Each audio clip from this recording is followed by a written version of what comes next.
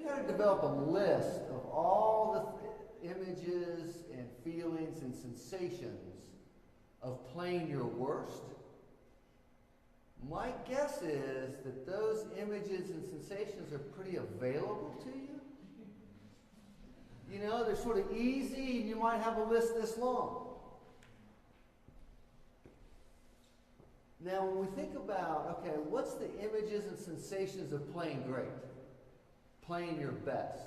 What's it feel like? What's it sound like? What are some of the characteristics? There might be a shorter list. And they certainly would have to dig a lot deeper to try to get, what is my best like? Well, I'm quiet upstairs. I'm sort of relaxed. I'm sort of engaged. But there's not a whole lot of descriptors that are readily available to you, and those descriptors are not going to be particularly vivid or sensory rich descriptors. And let me ask you a question. Which one do you think is going to help you more? Having a very elaborate vocabulary and sensory rich images of playing bad, or having a very rich category and sensory rich images of playing good that you readily recall?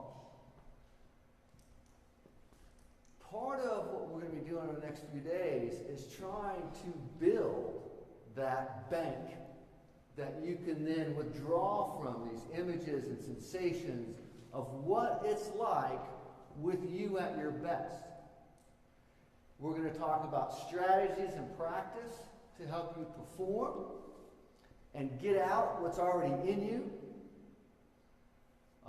Earlier today, for some of you that came, we talked about the sort of swimming upstream against the music culture, because a lot of times these practice-oriented cultures are so focused on the things you're not doing well and how do you get better and let's work on that, that you don't really think about or develop the skills you need to perform your best.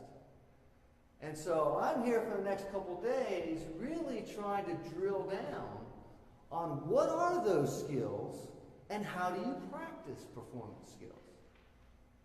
Okay? It makes it more important that in a practice session that you're not only practicing for skill development, but you're also setting some time aside to practice skill performance. And the difference is development's putting it in. Performance is getting it out. The skills required to put it in are not the same skills that are required to get it out. And just because it's in there does not mean it's coming out. Performance, almost by definition, is discomfort. Certainly initially. And so a lot of it, if you're waiting, if you're sitting there saying, well, I'm going to really work on becoming comfortable in performance, that's the wrong goal. It's about managing your discomfort. So if your goal is, why can't I be comfortable? No. Change your goal. You're not going to be comfortable. It's not bad to be uncomfortable. There's some discomfort. If you care, there's some discomfort. Now, you can tell yourself, it doesn't really matter. I can just go out and have a good time. Nobody really bad, and you can tell yourself all you want. And then when the lights come on, it's like, oh, crap. I was really kidding myself, wasn't I? It does matter. All right, so the idea is, just like this, you see this all the time at the country club down here playing golf. After a couple beers, these guys shoot lights out. They're all nervous, and they say, man, let me get a couple beers, and shoot. This is the greatest game ever, because now it's like, I don't care. The hard part is to trust when you care. It's easy to trust and let go when you don't care. And you can learn to trust and let go when you care. That is a skill you can get better at. It's a very courageous act to let go of conscious control over correctness when it matters and when it counts. It takes a lot of courage to do it, but you can do it.